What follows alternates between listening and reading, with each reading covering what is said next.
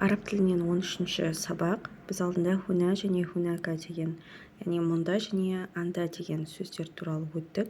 Endi bugun so'g'in байланысты jatuv. Мысалы, мына жерде айтқаны man huna va man hunaka deydi.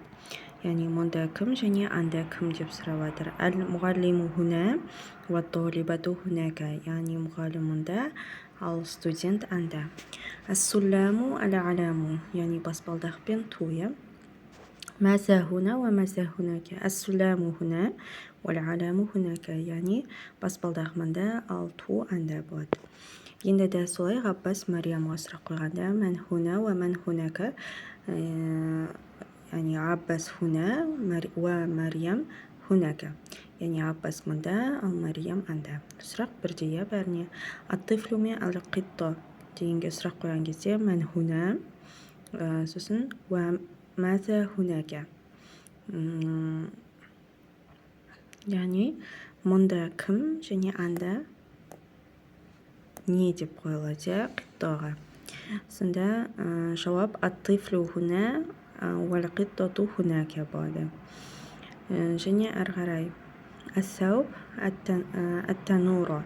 Ас-сауб деген киім, ат-танура деген белдемше. Көйлек деп айтсақ та болады ас-саубты.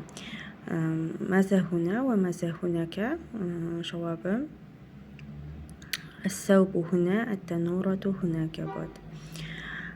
Одан кейін келесі al-muallima at-talibаға. Сұрақ man хуна ва man хунака.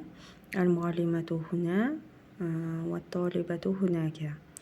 Ан-назарату al-михфазату. النظارة деген көзілдірік, al-mihfaza деген әмияне. ماذا هنا وماذا هناك болады. النظارة هنا al-mihfazatu hunaka болады.